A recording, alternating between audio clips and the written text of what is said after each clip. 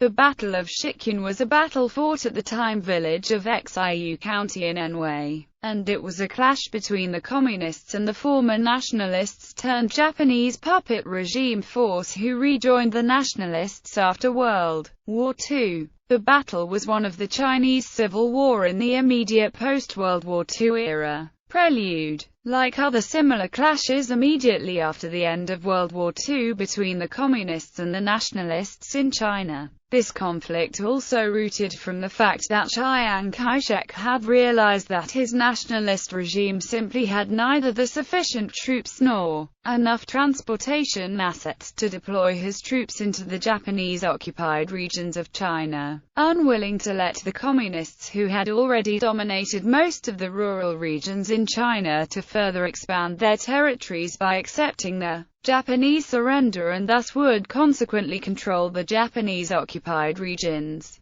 Chiang Kai-shek ordered the Japanese and their turncoat Chinese puppet regime not to surrender to the Communists and kept their fighting capabilities to maintain order in the Japanese-occupied regions. Fighting off the Communists is necessary until the final arrivals and completion of the deployment of the nationalist troops. As a result, most members of the Japanese puppet regimes and their military forces rejoined the nationalists. However, most of these former nationalists-turned-Japanese puppet regime forces were not from Chiang Kai-shek's own clique, but instead, they were mainly consisted of troops of warlords who were only nominally under the Chiang Kai-sheks before World War II. Since they were nationalists in name only and mostly maintained their independent and semi-independent status, these warlords were only interested in keeping their own power and defected to the Japanese side when Japanese invaders offered to let them keep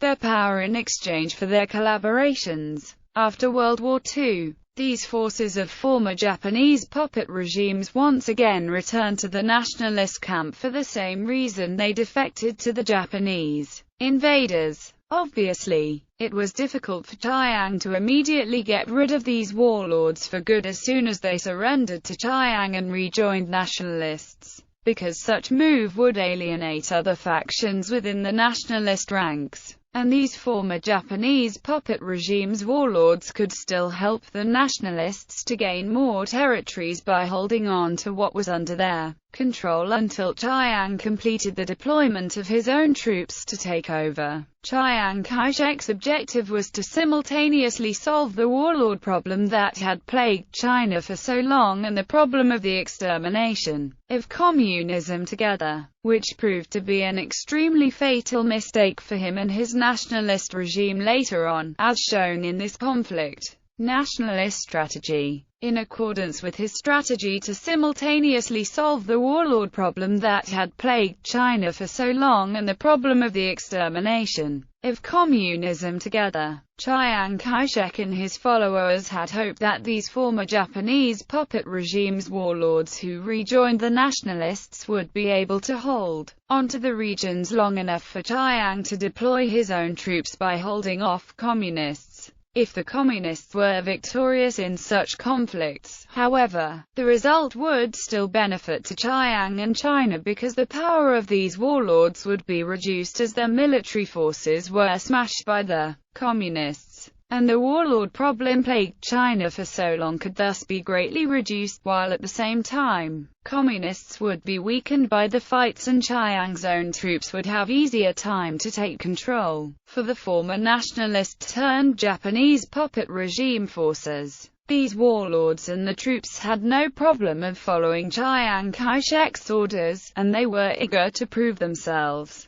These warlords and the troops were well aware that due to the collaboration with the Japanese invaders during the Second Sino-Japanese War, they were well hated by the general population in China, including those nationalists who refused to surrender to the enemy and fought the enemy until the eventual victory. Therefore, in the impending demilitarization after World War II, they were certainly be disarmed and discharged, which would probably be the best outcome, and the power of these warlords would be reduced or even completely eliminated as a result. Chiang Kai-shek's ordering them not surrendering to the communists and fighting off the communists was a savior for them, because by carrying out such orders, these warlords and the troops could legitimize themselves and thus retain the power by fighting the communists who were targeted as rebels by Chiang Kai-shek and his nationalist regime. Communist strategy. The communist strategy was much simpler than that of the nationalists, because there was not any huge division within the communist rank like that of the nationalist.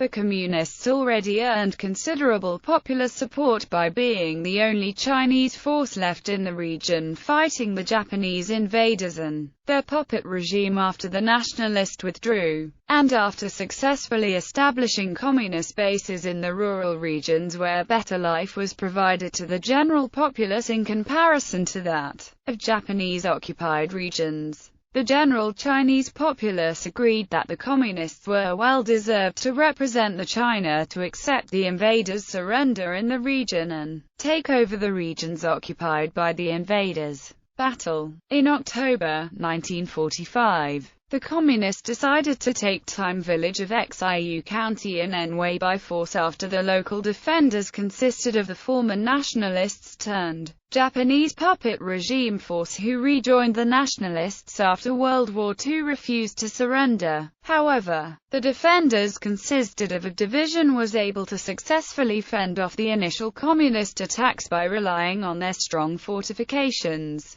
The communists changed their tactic and the 34th Regiment of the 12th Brigade of the 4th Division of the Communist New Fourth Army launched its attack on the village at night, breaching the defense. After fierce street battle, the defenders were forced to flee and the village had fallen into the communist hands. The communists inflicted over 2,000 casualties on the defenders, including capturing the nationalist commander who ZEPU alive, and in addition, they had also captured over 1,000 firearms. The attacking communists suffered over 200 casualties. Outcome. Like other similar clashes immediately after the end of World War II between the communists and the nationalists in China, this conflict also showed that Chiang Kai-shek's attempt to simultaneously solve the warlord problem that had plagued China for so long and the problem of the extermination of communism together proved to be a fatal mistake. Although the result of the campaign turned out exactly like Chiang Kai-shek and his subordinates had predicted,